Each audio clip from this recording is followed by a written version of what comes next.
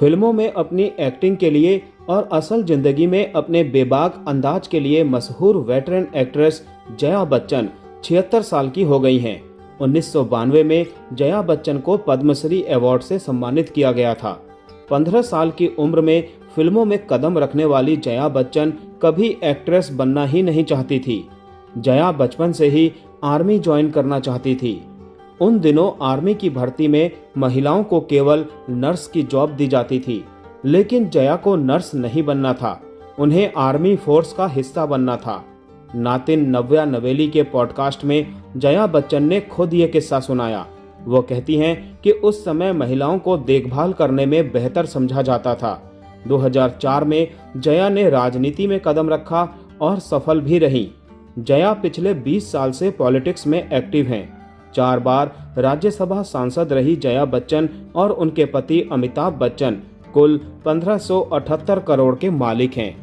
1961 में रिलीज हुई फिल्म नजराना से जया बच्चन जी ने अपने कैरियर की शुरुआत की थी।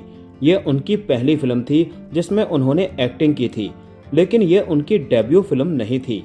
इस फिल्म में उन्होंने एक बच्ची का किरदार निभाया था। 1971 में रिलीज हुई फिल्म गुड्डी उनकी पहली फिल्म थी जिसमें उन्होंने लीड रोल प्ले किया था। इस फिल्म के लिए उन्होंने पहले इनकार कर दिया था, लेकिन आखिर में उन्होंने इस रोल को किया। उन्होंने डायरेक्टर सत्यजीत रे की बंगाली फिल्म महानगर में सपोर्टिंग एक्ट्रेस का किरदार भी निभाया था। रिश्ते में तो हम तुम्हारे बाप लगते हैं, नाम है शहंशाह। ये डायलॉग दोस्तों आप लोगों ने कभी न कभी सुना ही होगा। यह डायलॉग 1988 में रिलीज हुई फिल्म शहंशाह का है। शहंशाह अमिताभ की हिट फिल्मों में से एक है।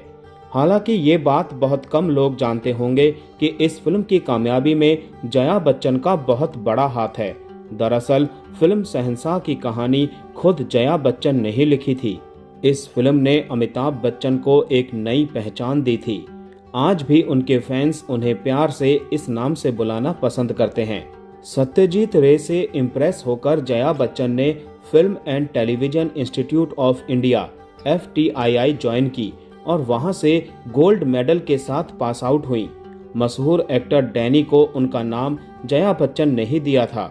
वो FTII में जया के जूनियर थे और डैनी का असली नाम सेरिंग फिंटसो डेंजोगप्पा था।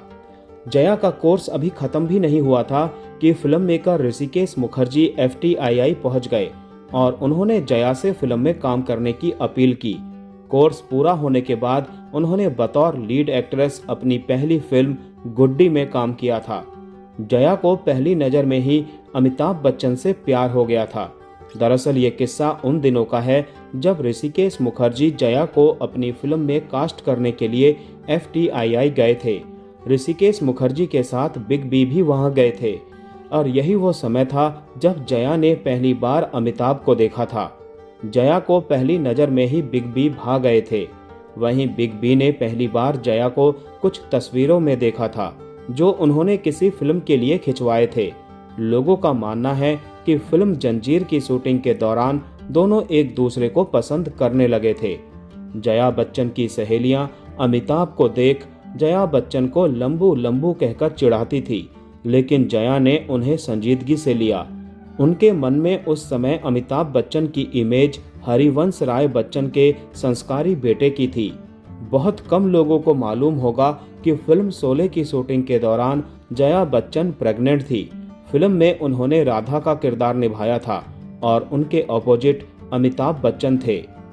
दोस्तों, जया बच्चन का जन्म 9 अप्रैल 1948 में एक बंगाली ब्राह्मण परिवार में हुआ था।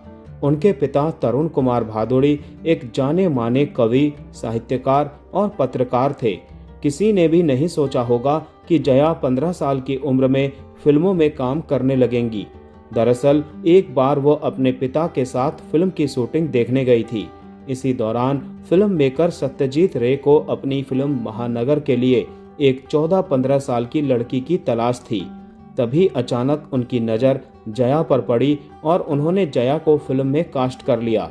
इस तरह 1963 में रिलीज हुई फिल्म महानगर से जया ने अपने सिने कैरियर की शुरुआत की थी।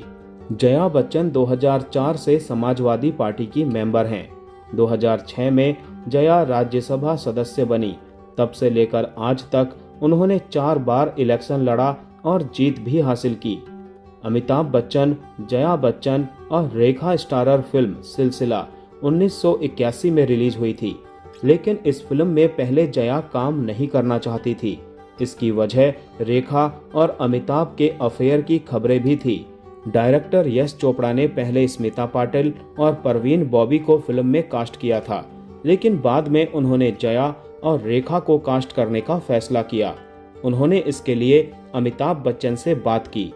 इस पर उन्होंने यश चोपड़ा से कहा कि वो ही दोनों को फिल्म में काम करने के लिए राजी कर ले, उन्हें कोई भी आपत्ति नहीं है।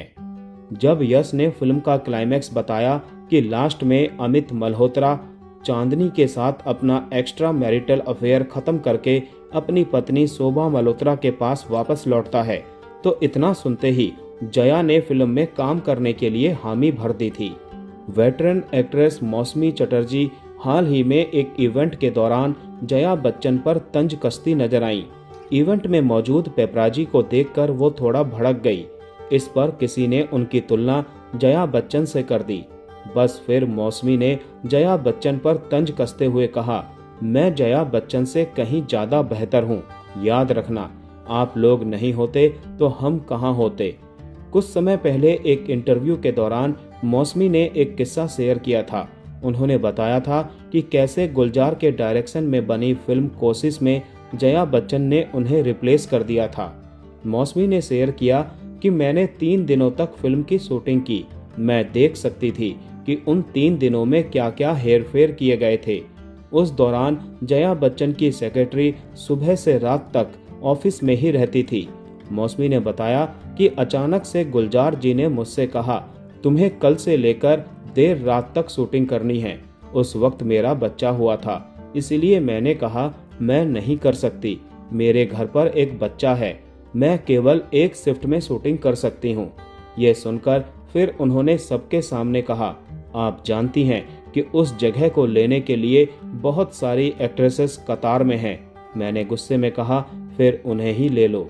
कहा जाता है कि जंजीर से पहले अमिताभ बच्चन की 12 फिल्में फ्लॉप हो गई थी, जिसके बाद कोई भी एक्ट्रेस उनके साथ काम नहीं करना चाहती थी। तब जया ने उनके साथ काम करने का फैसला किया था। इस पर अमिताभ बच्चन ने उनसे कहा था कि अगर फिल्म हिट रही तो वो उन्हें घुमाने के लिए लंदन ले जाएंगे।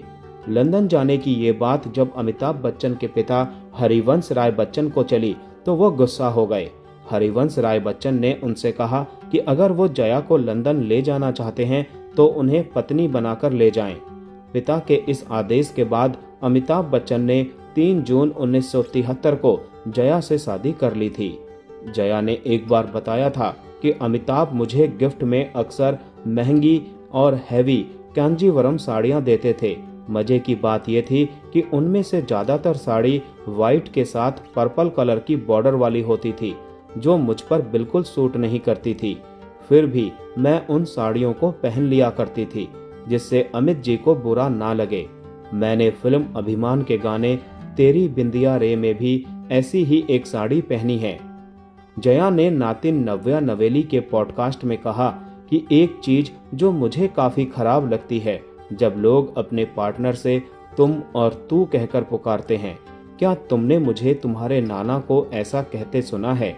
मुझे लगता है पार्टनर को इज्जत देना बहुत जरूरी है। तुम्हारी जनरेशन इन सब चीजों को फॉलो नहीं करती है। जब तक तुम किसी को रेस्पेक्ट नहीं करोगी, प्यार हो ही नहीं सकता। एक और किस्सा 2008 का है, जब फिल्म द्रोणा के प्रमोशन के दौरान प्रियंका मराठी में बात कर रही थी। तब जया ने कहा था, हम लोग यूपी के हैं, इसीलिए हिंदी में बात करें, महाराष्ट्र के लोग माफ कीजिए। राज ठाकरे ने उनके बयान की आलोचना करते हुए कहा था कि अगर वो माफी नहीं मांगेंगी तो बच्चन की सभी फिल्मों को बैन किया जाएगा। लेकिन जया ने माफी नहीं मांगी तो अमिताभ की फिल्म द लास्ट लेयर की रिलीज के बाद थिएटर में तोड़फोड़ की जाने लगी। आखिरकार अमिताभ बच्चन ने जया के बदले माफी मांगी थी। फिल्म कुली के सेट पर बिग बी के साथ एक बड़ा हादसा हो गया था। इस हादसे में उनके पेट में गहरी चोट लग गई थी, जिस वजह से उन्हें 2 महीनों तक अस्पताल में भर्ती रहना पड़ा था। पूरा देश उनकी सलामती के लिए दुआएं मांग रहा था। वहीं जया ने भी अपने पति के जल्दी ठीक होने की उम्मीद में ऐसा कोई मंदिर नहीं छोड़ा जहां जाकर उन्होंने पूजा अर्चना ना की हो। इसी दौरान जया मुंबई के नामी डॉन वरदराजन के पंडाल में भी जाया करती थी। वरदराजन धार्मिक किस्म का शख्स था। वो हमेशा गणेश चतुर्थी के मौके पर पंडाल लगवाता था, जहां पर कई एक्ट्रेसेस आया करती थी। जया भी वहां पर अपने पति की सलामती की दुआ मांगने जाया करती थी। संसद में अपनी बेबाक शैली और बयानों से मशहूर फिल्म अभिनेत्री जया बच्चन और उनके पति अमिताभ बच्चन कुल 1578 करोड़ के मालिक हैं। इसमें चल और अचल संपत्ति शामिल है। जया के पास 90 करोड़ की चल और 160 करोड़ की अचल संपत्ति है।